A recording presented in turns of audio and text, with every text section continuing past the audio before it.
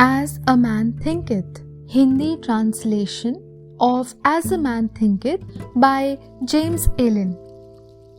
प्रकाशिकीय famous writer James Allen की book as a man thinketh year 1902 में प्रकाशित हुई थी।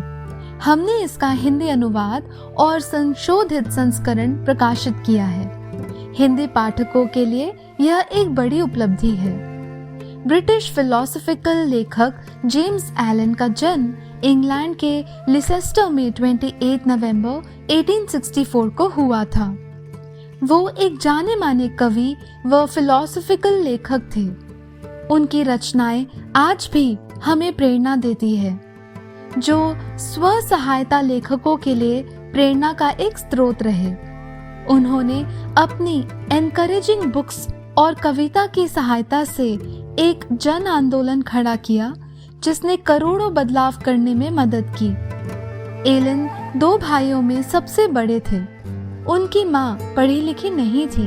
उनके पिता विलियम एक फैक्ट्री के मालिक थे। 1879 में मध्य इंग्लैंड के कपड़ा व्यापार में मंदी के बाद एलन के पिता ने काम खोजने और परिवार के लिए एक नया घर स्थापित करने के लिए अकेले अमेरिका की यात्रा की। माना जाता है कि 2 दिनों के भीतर उनके पिता को न्यूयॉर्क सिटी अस्पताल में मृत घोषित कर दिया गया था। माना जाता है कि यह लूट और हत्या का मामला था। 15 साल की उम्र में परिवार को अब फाइनेंशियल प्रॉब्लम्स का सामना करना पड़ रहा था। एलन को स्कूल छोड़ने और काम खोजने के लिए मजबूर किया गया था। उनका कहना था कि रेल के इंजन के पास खड़े होकर देखो, काम करने वाले भाप ऊर्जा की आवाज कोई नहीं सुन पाता, केवल बेकार जाने वाली भाप ऊर्जा की शोर मचाती है। जो ऊर्जा और शक्ति आपके अंदर उपयोग हो रही है, वह गुप्त और अज्ञात रहती है। तुम जो शोर मचाते फिरते हो और उपद्रव करते हो, यह बेकार जाने वाली बिना काम की ऊर्जा और शक्ति है। जैसा दिल है वैसा जीवन है। मन में है वही बाहर आता है। उनके बिना कुछ भी नहीं हो सकता। मन में जो छुपा है वही बाहर आकर निकलता है। मनुष्य अपने दिल में जैसा सोचता है वैसा ही होता है। यह मनुष्य के पूरे जीवन को ही सम्मिलित नहीं करती, बल्कि इनकी व्यापक है कि इनके जीवन के हर पहलू, हर दशा पर अपनी छाप बनाए रखती है। मनुष्य अक्षरशः वैसा ही बन जाता है जैसा वह सोचता है। उसका चरित्र उसके तमाम विचारों का ही योगफल है। प्रस्तावना: यह छोटी सी कृति ध्यान और अनुभव का परिणाम है। विचार की शक्ति के बारे में बहुत कुछ लिखा जा चुका है, लेकिन कोई व्यवस्थित शोध प्रबंध नहीं है। यह केवल सुझावपूर्ण है, व्याख्यात्मक नहीं। इसका उद्देश्य मनुष्यों को केवल इस सत्य की खोज और प्रत्यक्ष ज्ञान के लिए प्रोत्साहित करना है कि उन्हें किन विचारों के आधार पर और सावधानी से चुनकर प्रोत्साहित किया जाए।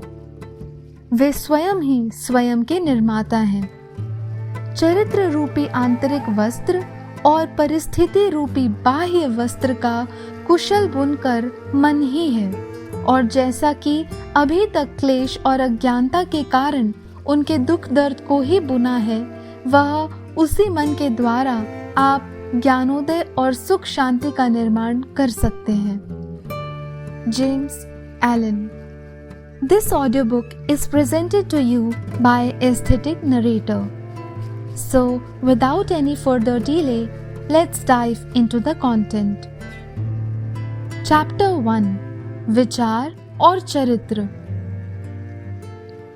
मनुष्य अपने दिल में जैसा सोचता है वैसा ही होता है। यह मनुष्य के पूरे जीवन को ही सम्मिलित नहीं करती, बल्कि इतनी व्यापक है कि उसके जीवन के हर पहलू, हर दशा पर अपनी छाप बनाए रखती है। मनुष्य अक्षरशः वैसा ही बन जाता है जैसा वह सोचता है। उसका चरित्र उसके तमाम विचारों का ही योगफल है। जैसे एक पेड़ बीज से उगता है, बीज के बिना पेड़ नहीं उग सकता, उसी तरह मनुष्य द्वारा किए गए हर कार्य के पीछे अप्रत्यक्ष रूप से विचार रूपी बीज होता है, जिसके बिना वैसा कार्य हो ही नहीं सकता था। यह बात अनायास या पहले के अनियोजित माने गए कार्यों पर भी उतनी ही लागू होती है जितनी कि सोच समझ कर किए गए कार्यों पर। विचार का पुष्पित होना कार्य है, सुख और दुख उनके फल हैं। इसलिए मनुष्य अपने जीवन रूपी बगीचे में कृषि व्यवस्था के अनुसार कभी मीठे और कभी कड़वे फल संग्रह करता है। मन में निहित विचार में हमें बनाया है। हम जो भी हैं वह अपने विचारों द्वारा गढ़े और निर्मित किए गए हैं। यदि मनुष्य के मन में बुरे विचार हैं तो उनके पास दुख इस प्रकार आता है जैसे बैल के पीछे पहिया यदि कोई विचारों की पवित्रता को बनाए रखे तो निश्चय ही प्रसन्नता उसका पीछा इस तरह करती है जैसे उसकी अपनी परछाई। चैप्टर 2 परिस्थितियों पर विचार का प्रभाव। मनुष्य का मन एक उपवन के समान है जिसे समझदारी से सजाया संवारा जा सकता है, अथवा उसे जंगली झाड़ की भांति बेरोक टोक फैलने दिया जा सकता है। लेकिन चाहे परिष्कृत ढंग से हो या अपेक्षित, इसमें कुछ न कुछ तो उगने ही वाला है। यदि उसमें उपयोगी बीज नहीं बोए गए तो बेकार के पेड़ पौधे उगते रहेंगे। अनुपयोगी जंगली झाड़ वीड्स के बीज बहुतायत से पैदा होकर बिखरते रहेंगे और अपने ही समान मल्टीपल वीड्स बढ़ाते जाएंगे। जैसे माली अपने बगीचे में करीने से जमीन तैयार करता है, वीड्स साफ करता है, अपनी जरूरत के अनुसार फल फूल उगाता है, उसी तरह सारे खराब गलत अशुद्ध विचारों की वीडिफिकेशन को उखाड़ते रहकर मनुष्य को अपने मन रूपी उपवन को सुंदर बनाए रखना चाहिए और पूर्णत्व की ओर बढ़ने के लिए सही उपयोगी और शुद्ध फल फूल रूपी विचार बनाए रखकर उनकी देखभाल करते रहना चाहिए। इस प्रक्रिया को बराबर करते रहने से देर सवेर मनुष्य को आखिर यह बोध हो ही जाता है कि अपनी आत्मा रूपी बगिया का प्रमुख माली वही है और अपने जीवन का निर्देशक भी। विचार के ये नियम उसके अंदर ओपन होते हैं कि किस प्रकार विचार की शक्ति और मन के तत्व उसके चरित्र, परिस्थितियां और भाग्य को गढ़ने में अपना योगदान देते हैं और इस बारे में उनकी समझदारी दिन प्रतिदिन बढ़ती ही जाती है। विचार और चरित्र एक ही है और जिस तरह चरित्र केवल वातावरण और परिस्थितियों के द्वारा ही अपने आप को अभिव्यक्त करके समझा जा सकता है, उसी प्रकार मनुष्य के जीवन की बाहरी दशाएं उसकी आंतरिक दशाओं के सामंजस्य से प्रकट होती है। इसका यह अर्थ नहीं है कि किसी समय विशेष में मनुष्य की परिस्थितियां उसके चरित्र के बारे में पूरी तरह संकेत दे सके, परंतु वे परिस्थितियां उनके अंदर के महत्वपूर्ण विचार तत्व से इनकी प्रगाढ़ता से जुड़ी होती है कि उस समय उसकी प्रगति के लिए वे अपरिहार्य होती हैं। अस्तित्व के नियम के अनुसार हर मनुष्य अपनी उस सही जगह पर है जहां उसे होना चाहिए। जिन विचारों को उसने अपने चरित्र में गढ़ा है वही उसे वहां पर लेकर आई है तथा उसके जीवन की व्यवस्था में इत्तेफाक की कोई गुंजाइश नहीं है, बल्कि यह सब उस नियम का परिणाम है जिसमें कभी गलती हो ही नहीं सकती। यह उनके लिए बिल्कुल उसी तरह सत्य है जो अपने वातावरण से संतुष्ट हैं और उनके लिए भी जो अपने वातावरण से सामंजस्य नहीं बैठा पाते। एक प्रगतिशील और विकासशील प्राणी के रूप में मनुष्य जहाँ भी है, यह सीखने के लिए है कि वह विकसित हो और किसी भी परिस्थितियों में जैसे जैसे वह अपने लिए निहित आध्यात्मिक पाठ पढ़ता जाता है, वह परिस्थिति समाप्त होती जाती है और दूसरी परिस्थितियों को जगह देती जाती है। जब तक मनुष्य स्वयं को बाहरी हालातों के द्वारा नियंत्रित प्राणी मानता रहता है, वह परिस्थितियों के थपेड़े खाता रहता है। परंतु जब उसे एहसास होता है कि उसमें वह सृजनात्मक शक्ति है जो अपने अस्तित्व में छिपी मिट्टी और बीज को ऐसा आदेश दे सकती है जिसमें से परिस्थितियां उत्पन्न होती है, तब सही मायने में वह अपना मालिक बनता है।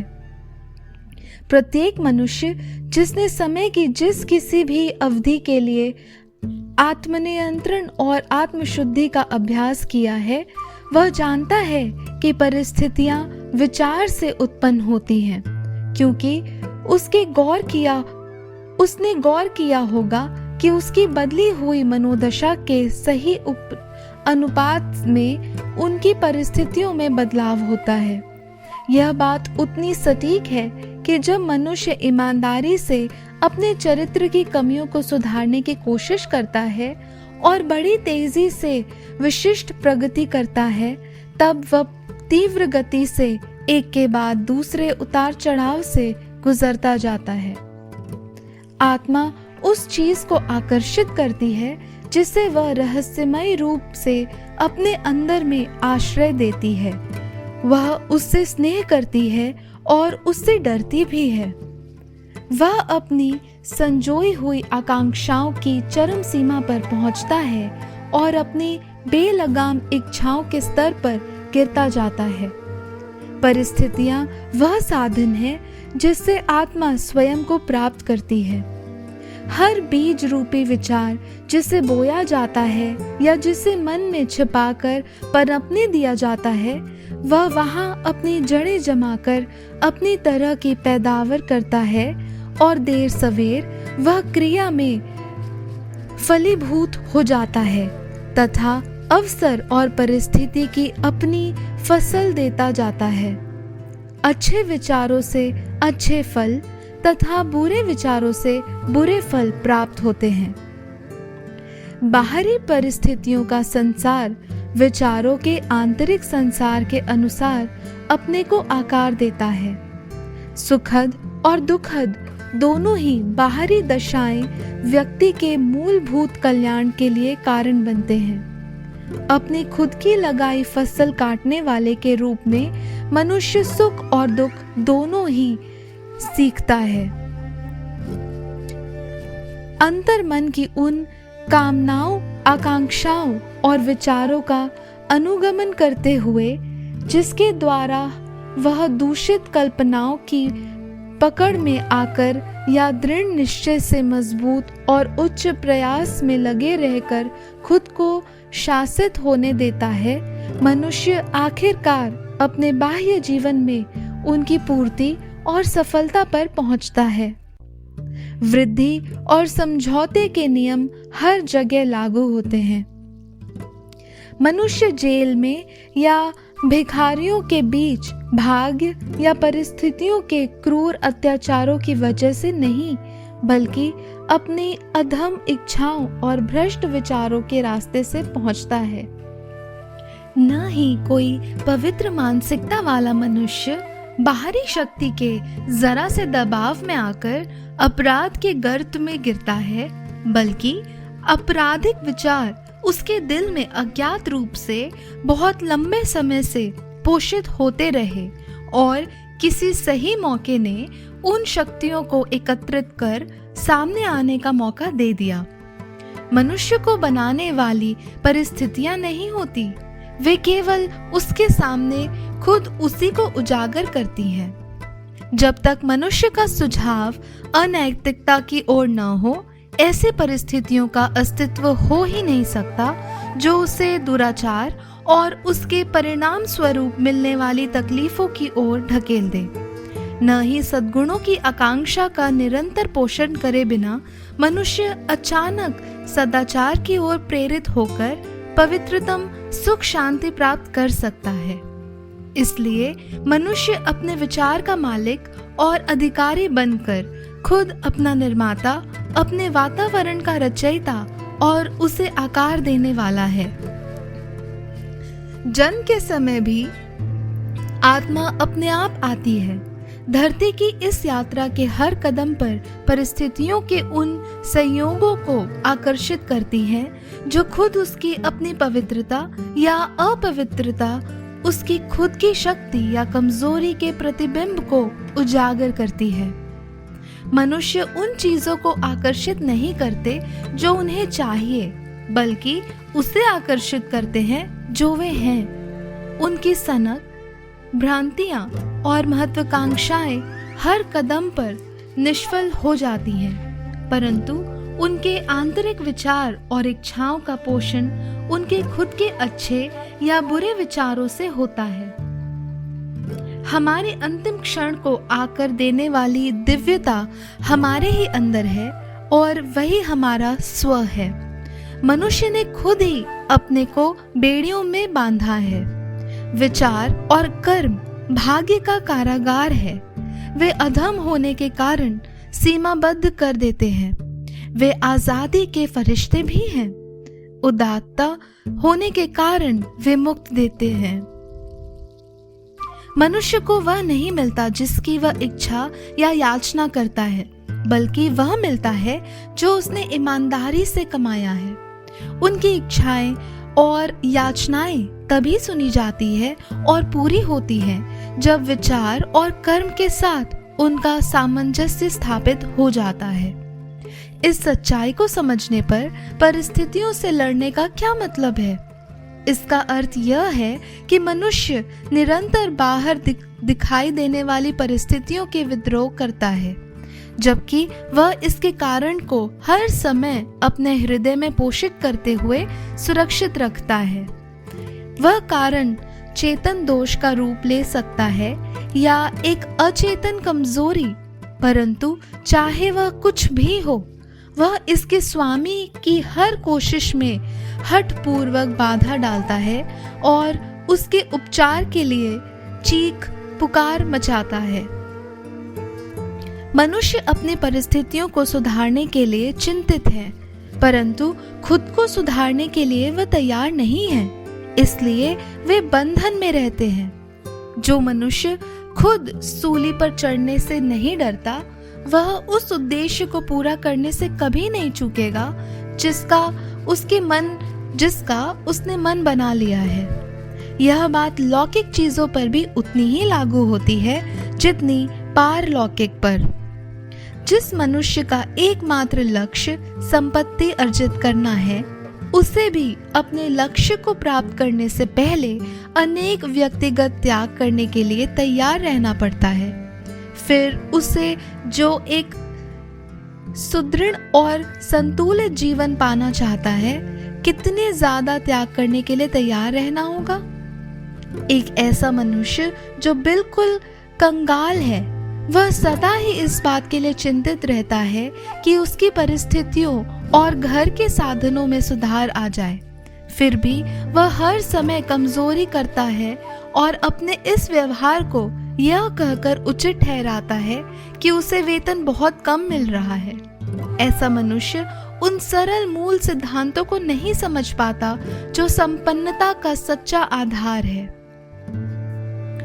अपनी कंगाली से उभरने के लिए वह पूरी तरह योग्य है, बल्कि असलियत तो यह है कि वह निष्क्रिय, भ्रामक और अमानवीय विचारों पर मनन करते हुए उन्हें क्रियान्वित करने के कारण कंगाली के गहरे गर्त को आकर्षित करता है। दूसरा एक बहुत संपन्न मनुष्य है जो अपने पेटूपन के कारण किसी दर्दनाक लंबी बीमारी से ग्रस्त है। हालांकि उससे मुक्त होने के लिए वह हर संभव खर्च करने को तैयार है, लेकिन अपने खाने पीने की गलत आदतों को वह कभी नहीं छोड़ेगा। एक ओर तो वह अपना स्वास्थ्य चाहता है और दूसरी ओर स्वाद के लिए अप्राकृतिक और गरिष्ठ भोजन खाकर तृप्त भी होना चाहता है। ऐसा मनुष्य स्वास्थ्य प्राप्त करने के लिए नितांत अयोग्य है, क्योंकि उसके स्वस्थ जीवन का पहला सिद्धांत ही अभी तक नहीं सीखा है। एक और मनुष्य है जो अपने मजदूरों को उपयुक्त वेतन देने से बचने के लिए धूर्तता पर उतर आता है और ज्यादा मुनाफा कमाने के चक्कर में उनका वेतन कम कर देता है। ऐसा मनुष्य समृद्धि के लिए बिल्कुल अयोग्य है। जब उसकी संपन्नता और प्रतिष्ठा का दिवाला निकल जाता है तो बिना यह जाने कि अपनी इस हालत का जिम्मेदार वह खुद है, वह अपनी परिस्थितियों को दोष देता है। मैंने उपरोक्त 3 उदाहरण इस सत्य को स्पष्ट करने के लिए दिए हैं कि अपनी परिस्थितियों का कारण मनुष्य स्वयं है, हालांकि लगभग हमेशा ही अचेतन रूप से, और यह भी कि उसका लक्ष्य अच्छे परिणाम प्राप्त करने का होते हुए भी वह अपनी उपलब्धियों से निरंतर निराश होते रहता है, क्योंकि वह ऐसे विचार और इच्छाओं को बढ़ावा देता है जो शायद उस अच्छे परिणाम से सामंजस्य नहीं बैठा सकते। थोड़े बहुत बदलाव करके ऐसे अनगिनत उदाहरण दिए जा सकते हैं, परंतु यह आवश्यक नहीं है। यदि पाठक चाहे और संकल्प कर ले तो अपने मन में, अपने जीवन में विचार के नियम के प्रभाव को ढूंढ सकते हैं। जब तक ऐसा न किया जाए, सिर्फ बाहरी तथ्य विवेचना का आधार नहीं बन सकते। फिर भी परिस्थितियां इतनी जटिल होती हैं, विचार इतनी गहराई में जड़े जमाए होते हैं और सुख की परिभाषा व्यक्तियों के लिहाज में इतनी ज्यादा बदलती जाती है कि मनुष्य के जीवन के केवल बाहरी पहलू से उनकी संपूर्ण आत्मदशा को किसी दूसरे व्यक्ति द्वारा नहीं आंका जा सकता। हालांकि हो सकता है यह बात उसे स्वयं मालूम हो। कोई मनुष्य कुछ बातों में ईमानदार हो सकता है, फिर भी अभावों का दुख झेल रहा हो।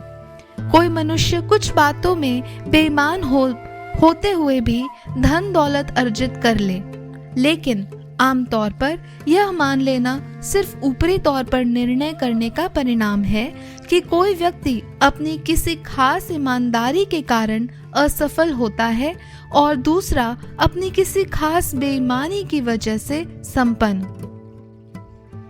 क्योंकि ऐसा मान लिया जाता है कि बेईमान आदमी पूरी तरह से बिल्कुल बेईमान होता है और ईमानदार आदमी हर मामले में पूरी तरह से ईमानदार। गहराई में जाने पर और विस्तृत अनुभव के आधार पर ऐसा निर्णय गलत साबित होता है। उस बेईमान व्यक्ति में भी कुछ ऐसे प्रशंसनीय गुण हो सकते हैं जो हो सकता है दूसरों में न मिले, और ईमानदार व्यक्ति में कुछ ऐसे घृणित दोष हो सकते हैं जो दूसरे सामान्य लोगों में नहीं होते। ईमानदार व्यक्ति अपनी निष्कपट विचार और कार्यों के अच्छे परिणामों से लाभान्वित होता है और साथ ही अपने दोषों के कारण मिलने वाली तकलीफों को भी भोगता है। इसी प्रकार बेईमान व्यक्ति अपने दुख और खुशियां अर्जित करता है। मिथ्याभिमानी मनुष्य यह विश्वास करके खुश हो जाता है कि उसे अपने सद्गुणों के कारण तकलीफें उठानी पड़ती है, लेकिन जब तक मनुष्य अपने मन में हर दूषित, कटु और अपवित्र विचार उखाड़ कर नहीं फेंक देता तथा अपनी आत्मा पर से हर पापमय धब्बा साफ नहीं कर लेता, क्या वह तब तक यह जानने और घोषित करने की स्थिति में होता है कि दुख दर्द उसके अच्छे कार्यों के परिणाम है, न कि उसके अवगुणों के? उस सर्वोच्च पूर्णता के मार्ग पर और उस तक पहुंचने से कहीं पहले उसे यह एहसास करना होगा कि यही महान नियम जो निर्बाध रूप से न्यायप्रिय है, उनके मन और जीवन में क्रियाशील है, इसलिए वह अच्छाई के लिए बुरा और बुराई के लिए अच्छा परिणाम नहीं दे सकता। ऐसा विवेक जागृत होने के बाद जब वह पीछे मुड़कर अपने पिछले जीवन की दृष्टिहीनता और अज्ञानता को देखता है, तब उसे समझ में आएगा कि उसका जीवन हमेशा ही न्याय संगत रूप से सुव्यवस्थित था और अब भी है। अतीत के अच्छे और बुरे सारे अनुभव तीव्र गति और न्याय संगत रूप से उसके स्व को विकसित करने के लिए काम कर रहे थे, उसका वह स्व जो अभी भी अविकसित है। अच्छे विचारों और कर्मों का परिणाम कभी भी बुरा नहीं हो सकता और न ही बुरे विचारों और कर्मों का परिणाम अच्छा हो सकता है। जैसे मक्का की खेती से मक्का और बिच्छू बूटी के अलावा कुछ और पैदा नहीं हो सकते। यद्यपि यह कार्य प्रणाली उतनी ही सरल और अटल है, परंतु मनुष्य प्रकृति के भौतिक स्तर पर तो इस नियम को समझता है और उसके अनुसार काम करता है, लेकिन इसे गिने ही ऐसे होते हैं जो इस नियम को मानसिक और नैतिक स्तर पर समझते हैं। इसलिए सर्वसाधारण इससे सहयोग नहीं करते। तकलीफें सदा ही किसी न किसी दिशा में गलत विचार के परिणाम होती हैं। यह इस बात का संकेत है कि व्यक्ति खुद अपने आप से अपने अस्तित्व के नियम से सामंजस्य नहीं बैठा पाता। दुख तकलीफ का एकमात्र और सर्वोपरि इस्तेमाल होता है शुद्धिकरण के लिए और उन सब को नष्ट करने के लिए जो अनावश्यक और अशुद्ध है। जो निर्मल है, जिसके लिए तकलीफ समाप्त हो जाती है, सोने में से पूरी तरह अशुद्धि निकाल देने के बाद उसे तपाने का कोई अर्थ नहीं है। एक पूरी तरह स्वच्छ और प्रबुद्ध व्यक्ति कतई दुखी नहीं हो सकता। मनुष्य को दुख में जिन परिस्थितियों का सामना करना पड़ता है, वे उसके ही मानसिक असंतुलन का परिणाम है।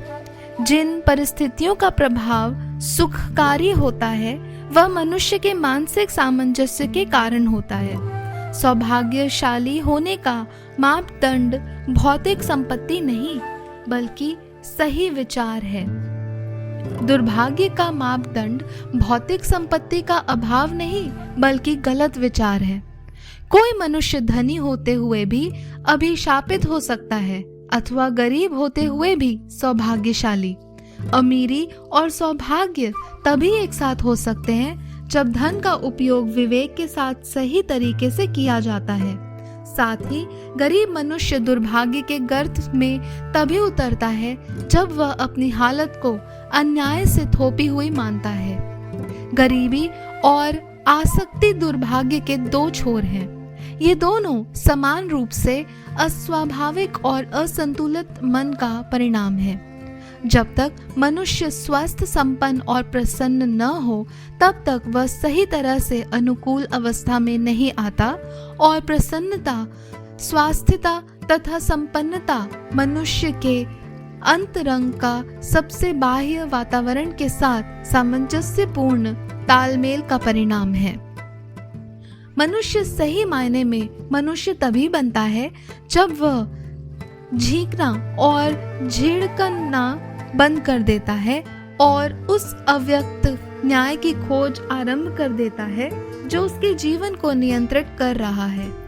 जब वह अपने मन को उस नियंत्रण करने वाली घटक के अनुकूल कर लेता है, तब वह दूसरों की अपनी हालत का जिम्मेदार ठहराना बंद कर देता है और खुद को महान और तेजस्वी विचारों से गढ़ने लगता है।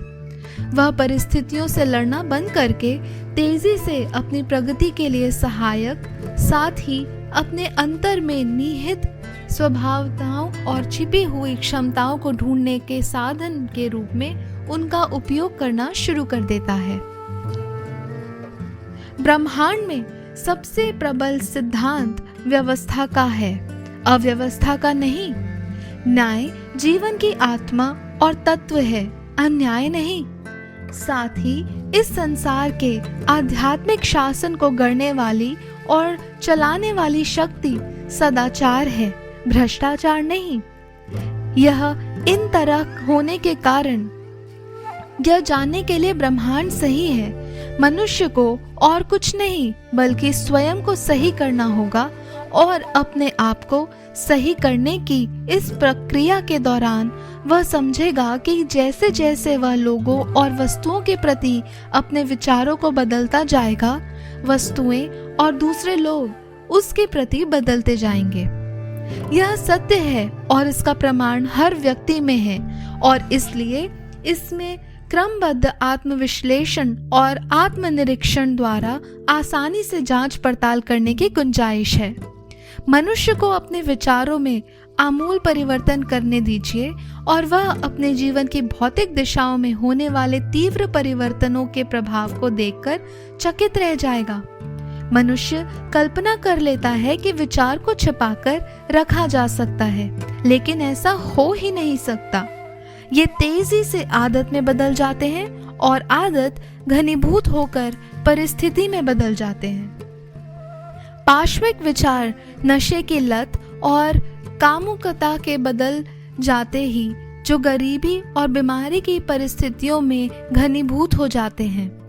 हर प्रकार के अपवित्र विचार तीव्र गति से दुर्लभता और किंकर्तव्य विमूढ़ की आदत में बदल जाते हैं और प्रतिकूल यानी हानि पहुंचाने वाली परिस्थितियों में घनीभूत हो जाते हैं। भय, संदेह और दुविधा, कमजोर, स्त्रैण, अनिश्चय की आदतों में बदल जाते हैं जो असफलता, दरिद्रता और गुलामी भरी निर्भरता में घनीभूत हो जाते हैं। आलसीपन के विचार दुष्टता और बेईमानी की आदतों में बदल जाते हैं तथा अनियमितता और भिखारीपन की परिस्थितियों में घनीभूत होती हैं। घृणापूर्ण और दंडात्मक विचार दोषारोपण और उग्रता की आदतों में बदल जाते हैं, जो फिर नुकसान और अत्याचार की परिस्थितियों में घनीभूत हो जाते हैं।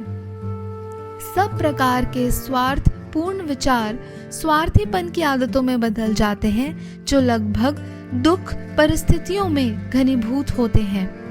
दूसरी ओर हर प्रकार के सुंदर विचार कृपा और दयालुता की आदतें धारण कर लेते हैं, जो सद्भावनापूर्ण और सुहावनी परिस्थितियों का स्वरूप ले लेते हैं।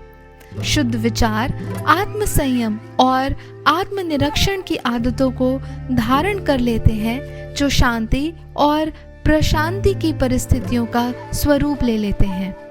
बहादुरी, आत्मविश्वास और निर्णयात्मक विचार पुरुषोचित आदतों का रूप धारण कर लेती हैं, जो सफलता, प्रचुरता और स्वतंत्रता की परिस्थितियों में बदल जाते हैं। ऊर्जा से भरे विचार स्वच्छता, परिश्रम की आदतों का रूप धारण कर लेते हैं, जो आनंददायी परिस्थितियों में बदल जाती हैं।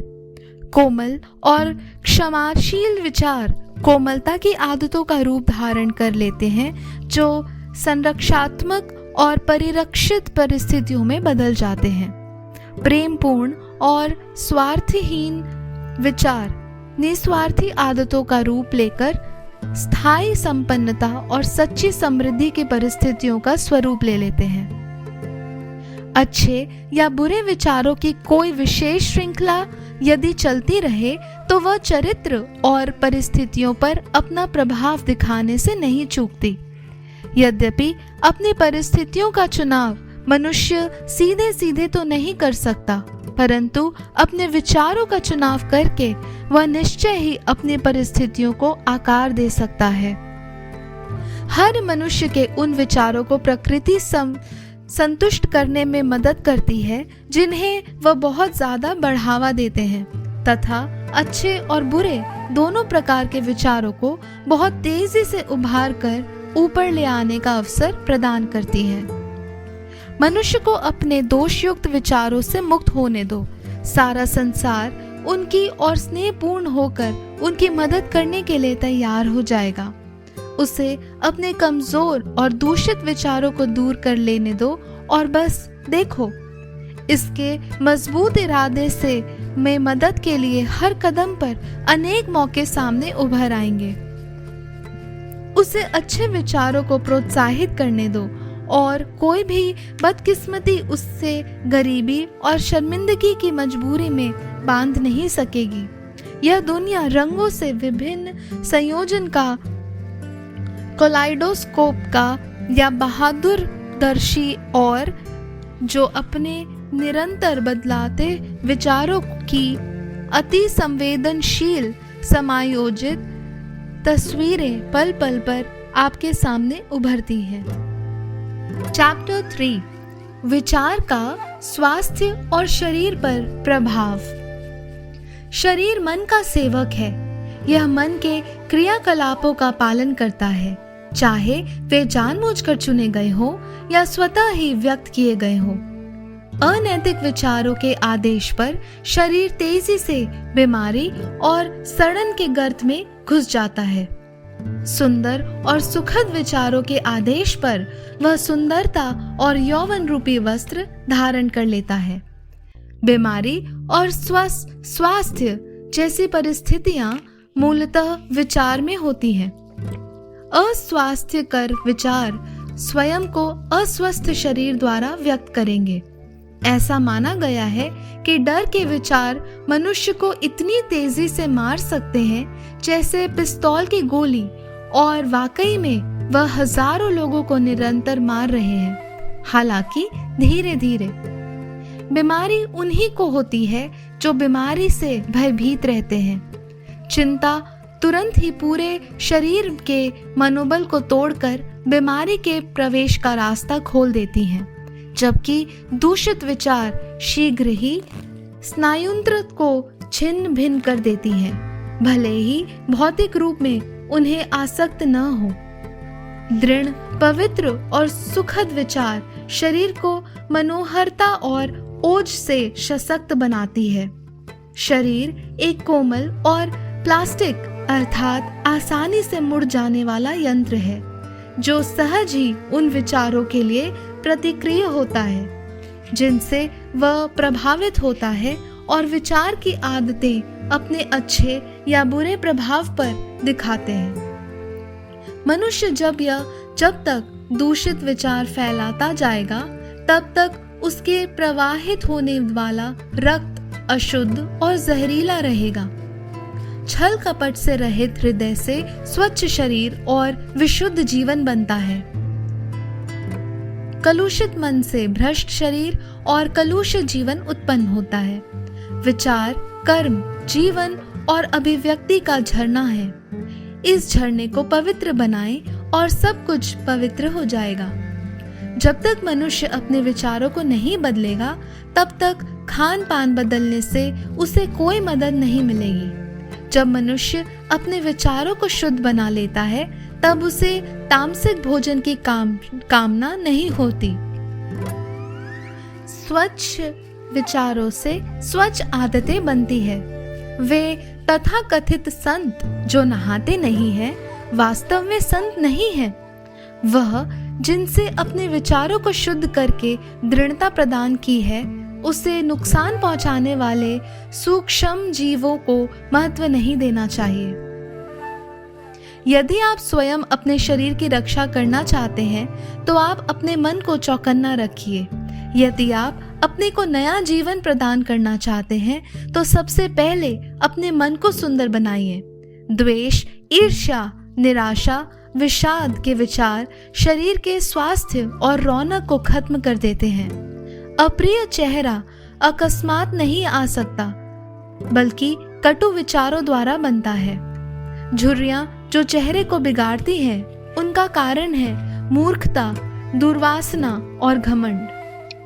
मैं एक 96 वर्ष की महिला को जानता हूँ, जिसका चेहरा किसी अबोध लड़की जैसा दीप्तिवान है।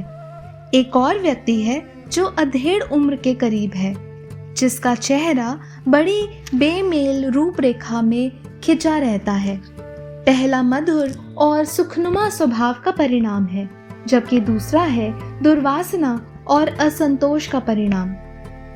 आपको आपको तब तक मधुर और हितकारी आवास नहीं मिल सकता जब तक आप अपने कमरे में हवा और सूर्य के प्रकाश को निर्बाध रूप से न आने दें। इसलिए मन में खुशी, सद्भाव और प्रसन्नता के विचार सिर्फ सरलता से प्रवेश होने का परिणाम है। स्वस्थ शरीर और तेजस्वी सुखद शांत मुखमंडल। वयोवृद्धों के चेहरे पर सहानुभूति द्वारा बड़ी झुर्रियां होती है। दूसरों के चेहरे पर सशक्त और पवित्र विचारों का प्रभाव होता है, जबकि अन्य के चेहरे पर दुर्वासना का प्रभाव होता है। कौन उन्हें पहचान नहीं पाएगा? वे लोग जो ईमानदारी से जीवन यापन करते हैं, उनके लिए उम्र ढलते सूर्य के समान शांत, प्रशांत और मृदुल। हाल में ही मैंने एक दार्शनिक को उसकी मृत्यु शैया में देखा है। वह सिर्फ उम्र से ही वृद्ध था। जितनी मधुरता और शांति से उसने अपना जीवन जिया था, उसकी मृत्यु भी वैसी ही थी।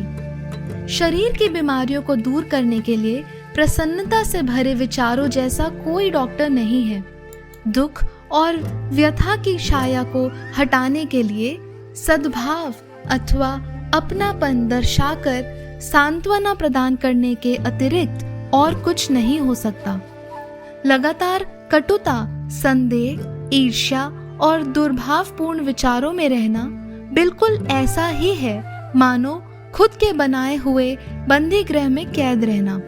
परंतु सभी के बारे में अच्छा सोचना, सभी के साथ प्रसन्न रहना, धैर्यपूर्वक सभी में अच्छाइयों को ढूंढने का प्रयास करना, ऐसे निस्वार्थ विचार ही स्वर्ग के द्वार हैं। और दिन प्रतिदिन हर प्राणी के प्रति शांति के विचार बनाए रखने वालों को अनुपम शांति मिलेगी। चैप्टर 4 विचार और उद्देश्य। जब तक विचारों को उद्देश्य से न जोड़ा जाए, कोई भी बौद्धिक उपलब्धि नहीं होती। जीवन रूपी भवसागर में विचारों के मस्तूल वाला छोटा जहाज अधिकतर इधर उधर भटकता रहता है। लक्ष्य विहीनता एक दुर्गुण है और इधर उधर भटकना उस व्यक्ति के लिए जारी नहीं रखना चाहिए जो विनाश और विध्वंस से साफ बचकर निकल जाना चाहता है। वे लोग जिनके लिए जीवन में कोई विशेष उद्देश्य नहीं है, वे स्वयं पर तरस खाते हैं और आसानी से छोटी छोटी चिंताओं, दुख, दर्द और तकलीफों के शिकार हो जाते हैं। जानबूझकर किए गए पाप कर्म भले ही किसी दूसरे रास्ते से किए गए हों, ये सभी बातें कमजोरियों को दर्शाती है, जिसका परिणाम होता है नुकसान, अप्रसन्नता, असफलता। क्योंकि शांति से विकसित होने वाले इस ब्रह्मांड में कमजोरी स्थायी नहीं रह सकती। मनुष्य को अपने हृदय में किसी न्याय संगत उद्देश्य को धारण करना चाहिए और उसे पूरा करने के लिए कृत संकल्प होना चाहिए। इस उद्देश्य को अपने विचारों का केंद्र बिंदु बनाना चाहिए। उस समय विशेष में उसकी प्रकृति के अनुसार यह आध्यात्मिक आदर्श या किसी सांसारिक विषय का रूप ले सकता है, परंतु यह जो भी हो, उसे अपनी विचार शक्ति उस विषय पर केंद्रित रहनी चाहिए जिसे उनसे अपने आप में संकल्प के रूप में रखा है। इस उद्देश्य को उसे अपना सबसे महत्वपूर्ण कर्तव्य मानना चाहिए और उसे प्राप्त करने के लिए खुद को समर्पित करना चाहिए। अपने विचारों को क्षणभंगुर भ्रांतियों, लालसाओं और कल्पनाओं में भटकने नहीं देना चाहिए। आत्मनियंत्रण और विचार की सच्ची एकाग्रता के लिए यह राज मार्ग है। यहाँ तक कि अगर वह बार बार अपना उद्देश्य पूरा करने में असफल हो जाए, जैसे कि उसे आवश्यकता रूप से तब तक करना है जब तक कि वह इस कमजोरी को दूर न कर ले। इस तरह प्राप्त चरित्र की शक्ति उसकी सच्ची सफलता का मापदंड होगी और भविष्य के लिए सामर्थ्य और विजय का एक नया प्रारंभिक बिंदु तैयार करेगी। वे लोग जो एक महान उद्देश्य का बोध करने के लिए तैयार नहीं हैं, उन्हें कर्तव्य के दोष मुक्त अनुपालन के लिए अपने विचारों को एक महान उद्देश्य पर जमा लेना चाहिए, भले ही उनका काम कितना ही नगण्य क्यों न हो। केवल इसी प्रकार विचारों को एकत्रित करके केंद्रीय किया जा सकता है और दृढ़ निश्चय और ऊर्जा विकसित की जा सकती है। ऐसा कर लेने पर ऐसा कुछ भी शेष नहीं रहता जिसे पूरा न किया जा सके। अपनी कमजोरी को जानते हुए और इस सत्य पर विश्वास करते हुए कि प्रयास और अभ्यास से ही शक्ति विकसित की जा सकती है, सबसे कमजोर आत्मा भी इस पर विश्वास करते हुए तुरंत प्रयास करना शुरू कर देगी। प्रयास पर प्रयास, धीरज पर धीरज और शक्ति पर शक्ति जुड़ते जाने पर आत्मा कभी विकसित होना बंद नहीं करेगी और आखिरकार दिव्यता के समान सशक्त हो जाएगी। जैसे शारीरिक रूप से कमजोर मनुष्य सावधानी और धैर्य पूर्वक प्रशिक्षित होकर अपने आप को शक्तिशाली बना सकता है, वैसे ही कमजोर विचारों वाला मनुष्य सही दिशा में चिंतन करके स्वयं को शक्तिशाली बना सकता है। निरुद्देश्यहीनता तथा कमजोरी को दूर करने के लिए और संकल्प के साथ विचार करना शुरू करने के लिए ऐसे शक्तिशाली लोगों की श्रेणी में प्रवेश करना चाहिए जो असफलता को उपलब्धि के लिए केवल एक राह मानते हैं, जो सभी दशाओं को अपने निर्माण में सहायक बना लेते हैं, जो पूरी शक्ति से सोचते हैं, निडरता से कोशिश करते हैं और निपुणता से कार्य का संपादन करते हैं। अपने उद्देश्य को समझ लेने पर उसे प्राप्त करने के लिए मनुष्य को बिना दाएं बाएं देखे मानसिक रूप से एक सीधा रास्ता चुन लेना चाहिए। संदेह और डर को कड़ाई से निकाल देना चाहिए। वे विघटनकारी तत्व हैं जो प्रयास की सीधी रेखा को तितर बितर करके उसे टेढ़ा मेढ़ा, निष्प्रभावी और बेकार कर देते हैं। संदेह और डर के विचारों से न कोई काम पूरा होता है और न कभी किया जा सकता है। वे सदा असफलता की ओर ले जाते हैं। उद्देश्य पूरा करने के लिए ऊर्जा और शक्ति चाहिए, और जब संदेह और डर खिसक कर आ सकते हैं तो तमाम दृढ़ विचार खत्म हो जाते हैं। इस ज्ञान से कि हम इस काम को कर सकते हैं, इच्छा शक्ति अपने आप आ जाती है। संदेह और डर इस ज्ञान के सबसे बड़े शत्रु हैं, और वह जो उनका वध नहीं करता, जो उन्हें बढ़ावा देता है, खुद को हर कदम पर विफल कर देता है। वह जिसने संदेह और डर पर विजय पा ली, उसने असफलता को जीत लिया है। हर विचार ऊर्जा से परिपूर्ण होता है और हर कठिनाई का सामना हिम्मत से करके समझदारी से उस पर विजय पाई जाती है। उसके उद्देश्य सही समय पर रोपे जाते हैं जो फलते फूलते हैं और ऐसे फल उत्पन्न करते हैं जो झड़कर समय से पहले नहीं गिर जाते। वे विचार जो उद्देश्य के प्रति निर्भरता से परिपूर्ण होता है, वे नव निर्माण की शक्ति बन जाते हैं।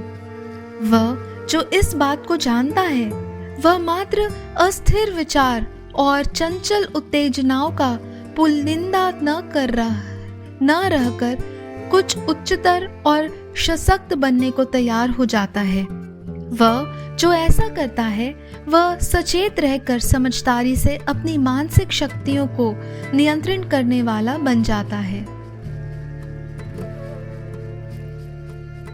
चैप्टर 5 उपलब्धि में विचार तत्व। वह सब कुछ जो मनुष्य प्राप्त करता है या जो प्राप्त करने में असफल रहता है, वह सीधे सीधे उनके अपने विचारों का परिणाम है। उचित रूप से व्यवस्थित जगत में संतुलन के अभाव का अर्थ होगा पूरी तरह से विनाश, जिसमें व्यक्तिगत जिम्मेदारी संपूर्ण होती चाहिए। मनुष्य की कमजोरी और शक्ति, पवित्रता और अपवित्रता उनकी अपनी होती है, किसी अन्य मनुष्य की नहीं। वे खुद उनके द्वारा उत्पन्न होती है, किसी और के द्वारा नहीं, और उन्हें केवल उसी के द्वारा बदला जा सकता है, किसी अन्य के द्वारा कभी भी नहीं। उनकी परिस्थितियां भी उनकी अपनी होती है, किसी और मनुष्य की नहीं।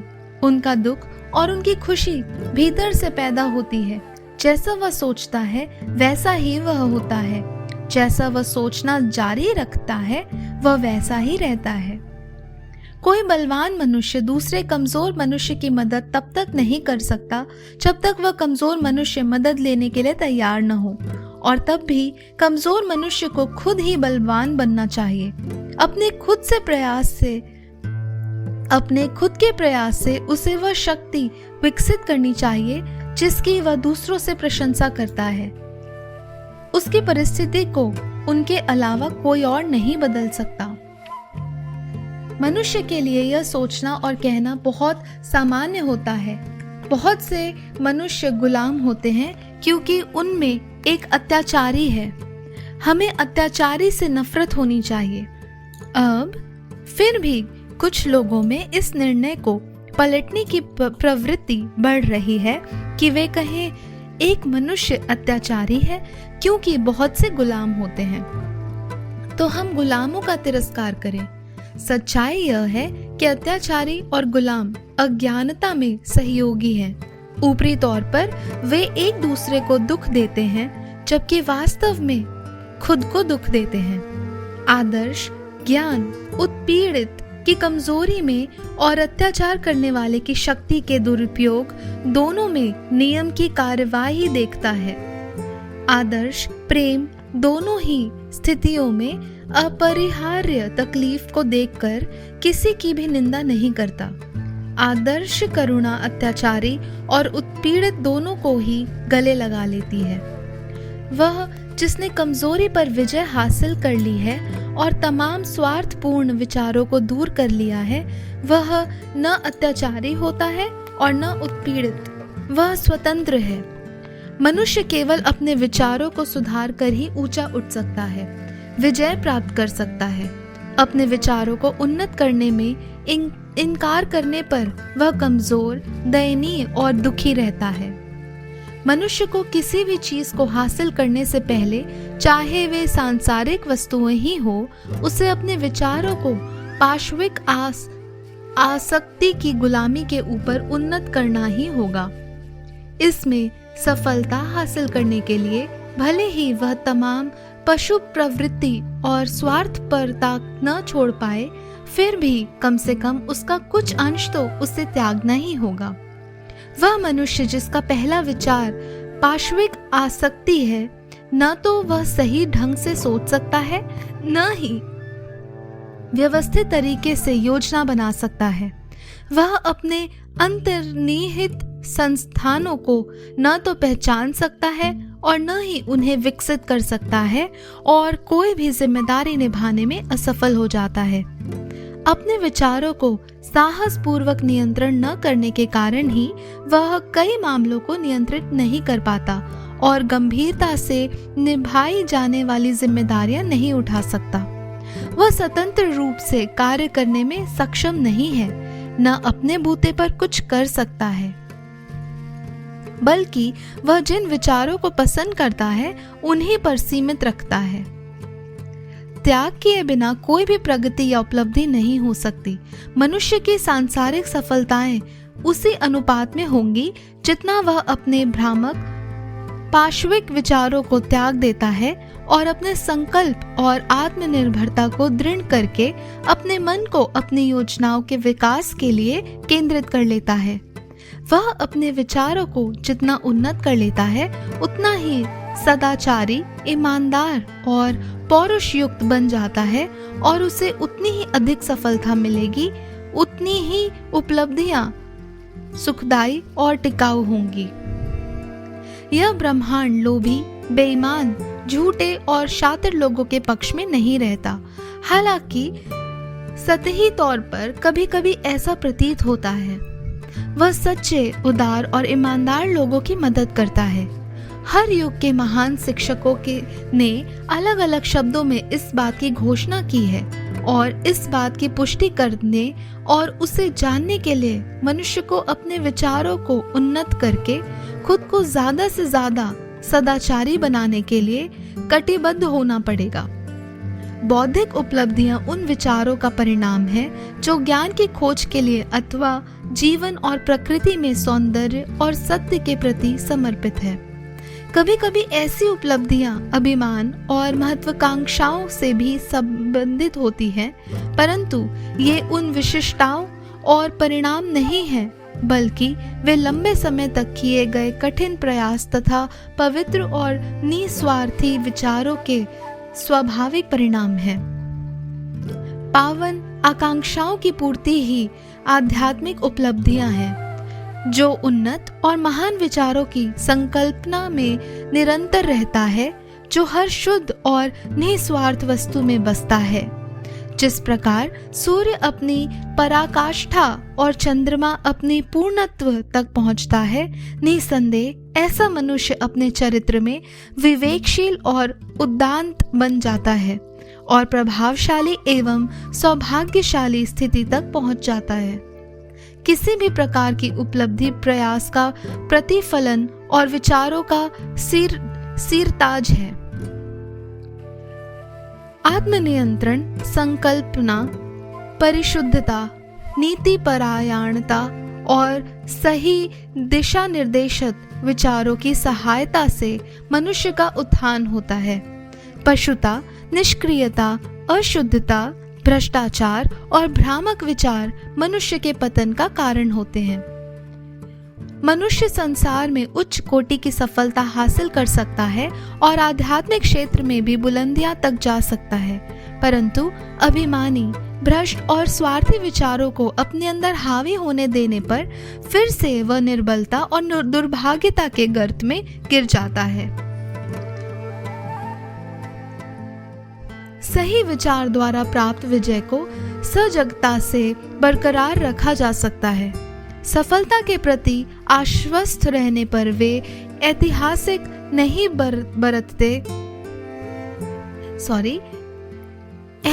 नहीं बरतते और शीघ्र ही असफलता की ओर फिसलने लगते हैं।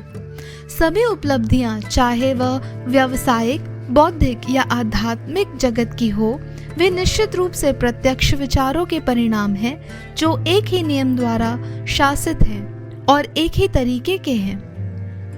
उसमें अंतर केवल उपलब्धि के विषय का होता है। वह जो कम हासिल करना चाहता है, उसे कम त्याग करना पड़ेगा। वह जो अधिक प्राप्त करना चाहता है, उससे अधिक त्याग करना पड़ेगा, और जो उच्चतम को प्राप्त करना चाहता है, उसे महान त्याग करना पड़ेगा। चैप्टर 6, परिकल्पनाएं और आदर्श। स्वप्न दृष्टता विश्व के उद्धारक होते हैं। जिस तरह अदृश्य संसार दृश्य संसार को संभाले रखता है, उसी प्रकार अपनी तमाम तकलीफों, गुनाह और घृणता कार्यों की वजह से मनुष्य अपने एकमात्र स्वप्न दृष्टा के सुंदर दृश्यों से पोषित होता है। मानवता अपने स्वप्न दृष्टाओं को भूल नहीं सकती। वह उसके आदर्शों को घूमिल होकर मिटने नहीं दे सकती। वह उन्हीं में जीवित रहती है और वह उन्हें उन वास्तविकताओं के रूप में जानती है जिन्हें वह एक दिन देखेगी और जानेगी। रचयिता, मूर्तिकार, चित्रकार, कवि, पैगंबर, संत, कृषि सभी परलोक के सृष्टिकर्ता हैं, स्वर्ग के वास्तुकार। विश्व इसलिए सुंदर है क्योंकि वे लोग इसका हिस्सा रहे हैं। उनके बिना संघर्ष करने वाली मानवता नष्ट हो जाएंगी। जो अपने हृदय में सुंदर परिकल्पना और उच्च आदर्श संजोता है, वही एक दिन उनमें साकार कर सकता है। कोलंबस ने एक अन्य विश्व की परिकल्पना संजोई और उसे खोज भी निकाला। कोpernicus ने अनेक विश्व और विस्तृत ब्रह्मांड की परिकल्पना संजोए रखी और उन्हें उजागर किया। भगवान बुद्ध ने निष्कलंक सौंदर्य एवं उत्तम शांतिपूर्ण आध्यात्मिक विश्व की परिकल्पना का अवलोकन किया और उसमें प्रवेश भी किया। अपने स्वप्नों को संजोए रखो, अपने आदर्शों को संजोए रखो, अपने हृदय को प्रेरित करने वाले संगीत को संजोए रखो, क्योंकि आपके मन में आकार लेती हुई सुंदरता, आपके विचारों को आच्छादित करने वाला माधुर्य तथा सारे आनंददायी परिस्थितियां इन्हीं में से विकसित होंगी और स्वर्गीय वातावरण का विकास होगा। यदि इन सब के प्रति आप सच्चे हैं तो अंत में आपके विश्व का निर्माण हो जाएगा। इच्छा करने का अर्थ है उसे प्राप्त करना। आकांक्षाएं रखने का अर्थ है उसकी उपलब्धि। क्या मनुष्य की निम्नतम स्तर की इच्छाओं की त्रुटि पूरी तरह से हो जाएगी और उनकी पवित्रतम अभिलाषाएं प्रोत्साहन की कमी के कारण दम तोड़ देंगी? विधान ऐसा नहीं है। मांगो और पाओ के संदर्भ में इच्छाओं की ऐसी दशा कभी नहीं हो सकती। उदात्त स्वप्नों की कल्पना करो। तुम जैसे स्वप्नों की कल्पना करते हो वैसे ही बन जाते हो। भविष्य की तुम्हारी कल्पना में इस बात की आशा है कि तुम एक दिन क्या बनोगे। तुम्हारे आदर्श इस बात की भविष्यवाणी है कि आखिरकार तुम क्या अनावृत करोगे। बड़ी से बड़ी उपलब्धि भी शुरू में एक समय स्वप्न ही थी। इतना बड़ा बरगद का पेड़ भी प्रसुप्त अवस्था में बीज में ही निहित था। चूजा भी अंडे में प्रतीक्षा करता है और आत्मा की उच्चतम कल्पना शक्ति में एक जागृत फरिश्ता प्राण डालता है। स्वप्न असलियत में बीज है। आपकी परिस्थितियां प्रतिकूल हो सकती हैं, परंतु आप यदि किसी आदर्श को नजर में रखें और उस तक पहुंचने की कोशिश करें तो परिस्थितियां अधिक समय तक प्रतिकूल नहीं रहेंगी। आप अपने अंतरतम की यात्रा करते हुए बाहर अविचल नहीं रह सकते। यहाँ उदाहरण है एक युवक का जो गरीबी और परिश्रम से दबा हुआ है, किसी भी प्रकार के कार्य के लिए परिष्कृत नहीं है, अब प्रशिक्षित है और जिसे लंबे समय तक ऐसी जगह काम करना पड़ता है जहाँ का वातावरण स्वास्थ्य के अनुकूल नहीं है। फिर भी वह बेहतर चीजों की कल्पना करता है।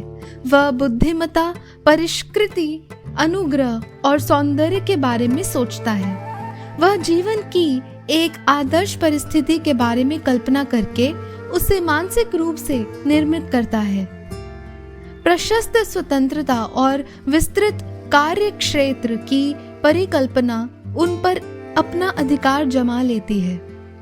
उसकी व्याकुलता उसे कार्य के लिए प्रेरित करती है और वह अपने बचे हुए सारे समय तथा साधनों को अपनी अव्यक्त शक्ति एवं संसाधनों के विकास में लगा देता है। शीघ्र ही उसका मन इस तरह परिवर्तित हो जाता है कि उस कार्यशाला में अब उनका मन नहीं लगता। उनका मन अपनी मानसिकता के साथ सामंजस्य न बैठा पाने के कारण उसके जीवन से एक तरह हट जाता है, जिस तरह पहने हुए वस्त्र को मनुष्य उतार फेंकता है और अवसरों के बढ़ने के कारण जो उसकी बढ़ती हुई शक्तियां के कार्य क्षेत्र में योग्य बैठती हैं, वह उसमें से हमेशा के लिए निकल जाता है। वर्षों बाद हम इस नवयुवक को एक वयस्क के रूप में पाते हैं। हम उसे मन की कुछ विशेष शक्तियों के स्वामी के रूप में पाते हैं, जिसका उपयोग वह विश्वव्यापी प्रभाव और लगभग अद्वितीय शक्ति के साथ करता है। वह अपने हाथों में विशालकाय जिम्मेदारियों की डोर थामे हुए हैं। उसकी वाणी सुनकर जीवन बदल जाते हैं। स्त्री और पुरुष उनके शब्दों का अनुसरण करके अपने चरित्र में सुधार करने लगते हैं। वह सूर्य की भांति अटल और ऐसा प्रकाशवान केंद्र बन जाता है जिसके चारों ओर असंख्य नियतियां परिक्रमण करती हैं। उसने अपने युवावस्था के विजन यानी परिकल्पना को साकार कर लिया है। अपने आदर्श के साथ वह एकाएक हो गया है।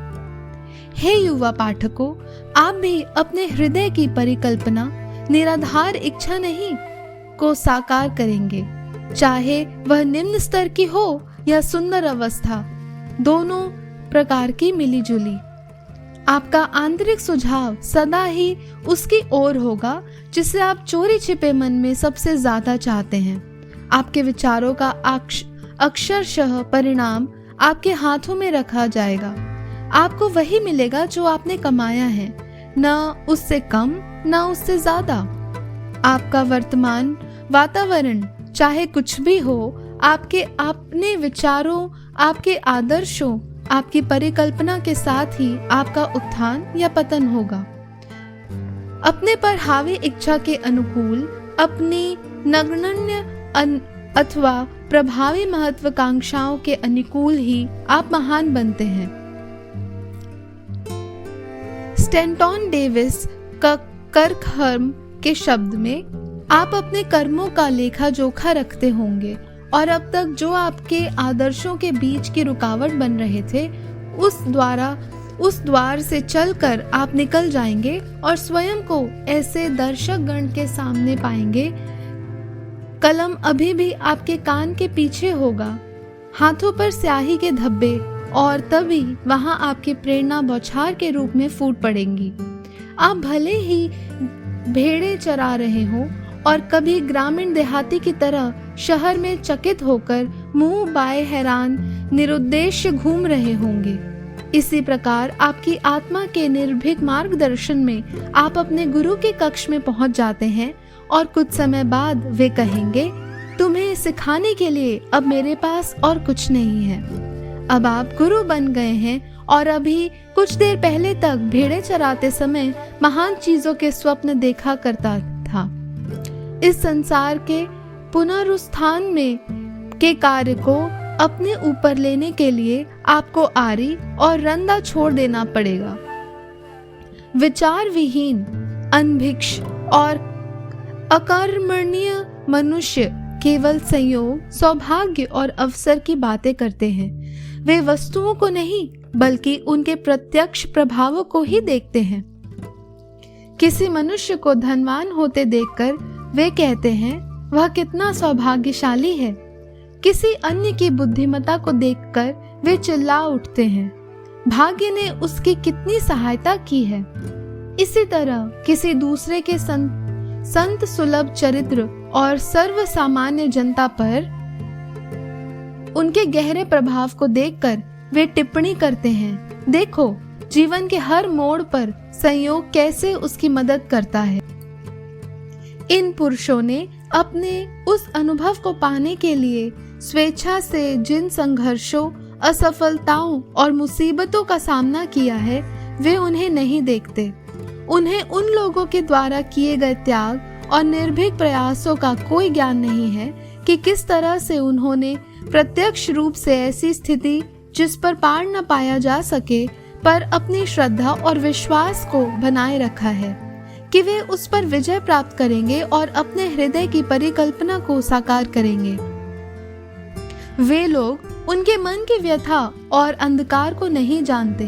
वे केवल उस बाहरी उत्साह और प्रकाश को ही देख पाते हैं जिसे वे भाग्य का नाम दे देते हैं। वे लोग मुसीबतों से भरी उनकी लंबी यात्रा नहीं देख पाते, बल्कि केवल सुहावने लक्ष्य को देखकर कहते हैं, कैसी खुशकिस्मती। वे कष्टों से भरी इस प्रक्रिया को नहीं समझते, केवल परिणाम को देखकर उसे संयोग मान लेते। सभी मानवीय मामलों में प्रयास और परिणाम होते हैं और प्रयास की दृढ़ता की परिणाम का परिणाम है, संयोग नहीं।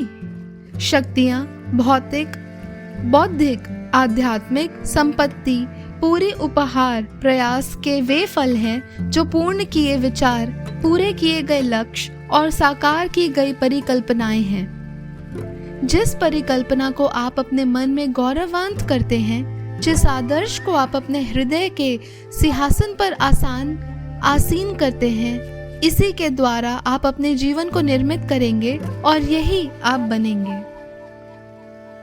चैप्टर 7 प्रशांति। बुद्धिमानी का एक बहुमूल्य सुंदर रत्न मन की शक्ति है। यह लंबे समय तक धैर्य पूर्वक किए गए आत्मनियंत्रण के प्रयास का परिणाम है। इसकी मौजूदगी परिपक्व अनुभव का संकेत है और विचार के नियमों और उनके संचालन के सामान्य से कहीं अधिक है। मनुष्य उसी अनुपात में शांत रहता है जितना कि वह स्वयं को विचारों द्वारा विकसित जीव समझता है, क्योंकि ऐसे ज्ञान के लिए दूसरों के बारे में यह समझना जरूरी हो जाता है कि वे लोग उसके खुद के विचारों का परिणाम है, और जैसे जैसे वह सही समय विकसित कर लेता है तथा कारण और प्रभाव के फलस्वरूप अधिकाधिक स्पष्टता से वस्तुओं के आपसी संबंधों को देख सकता है, वह संतुलित, स्थिर और शांत बना रहता है तथा जरा जरा से बात पर परेशान और दुखी होकर आग बबूला हो जाना और बात का बतंगड़ बनाना बंद कर देता है। शांत प्रवृत्ति का मनुष्य खुद को काबू में रखना सीखकर यह जान लेता है कि खुद को दूसरों के अनुकूल कैसे बनाया जाए। बदले में वे उसकी आध्यात्मिक शक्ति का सम्मान करते हैं और महसूस करते हैं कि वे उससे कुछ सीख सकते हैं और उन पर भरोसा कर सकते हैं। मनुष्य जितनी ही भीतर से शांत होता जाता है, भलाई के प्रति उसकी सफलता, उसका प्रभाव और उसकी शक्ति उतनी ही अधिक होती जाती है।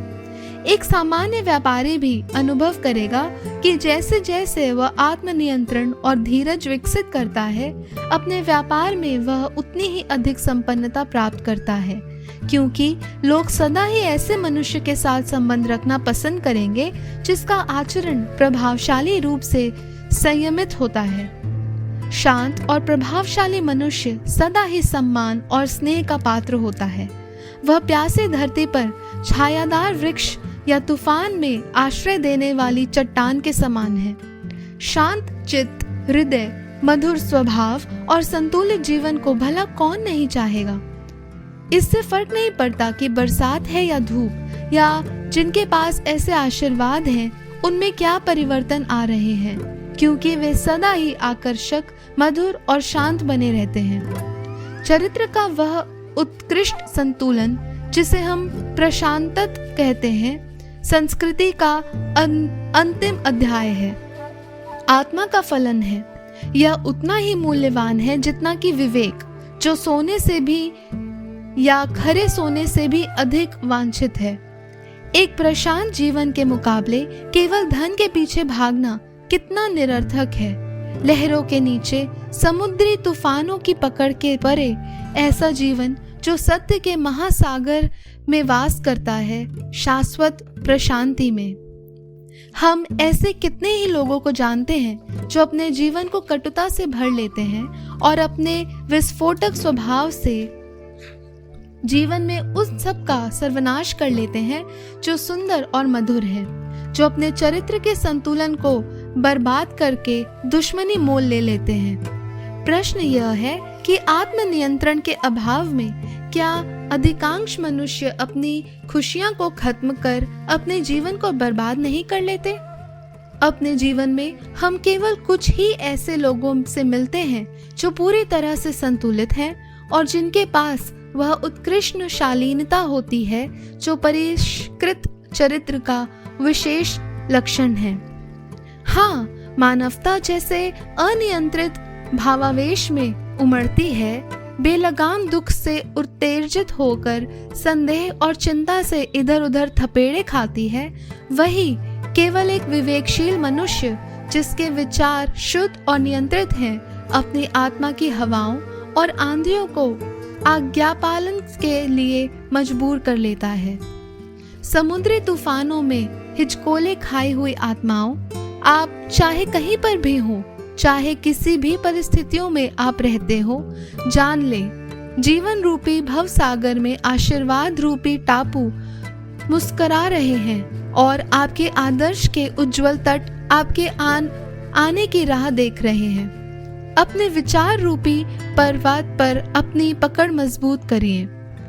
आपकी आत्मा की गहराइयों में आदेश देने वाला मालिक लेटा हुआ है। वह है लेकिन सुप्त अवस्था में है, उसे जागृत करो। आत्मनियंत्रण मनोबल है, सही विचार निपुणता है, प्रशांतता शक्ति है। अपने हृदय में यह भाव बनाएं, नीरव शांति, शांत बने रहें। धन्यवाद। ये ऑडियो बुक एस्थेटिक नरेटर से प्रस्तुत किया गया है। उम्मीद करते हैं कि ये ऑडियो बुक आपको जरूर पसंद आया होगा। तो अपने कमेंट्स, कॉम्प्लीमेंट्स या जो भी दिल की बात आप कहना चाहें, नीचे कमेंट करके हमें जरूर बताएं। Thank you so much. Aesthetic narrator signing off.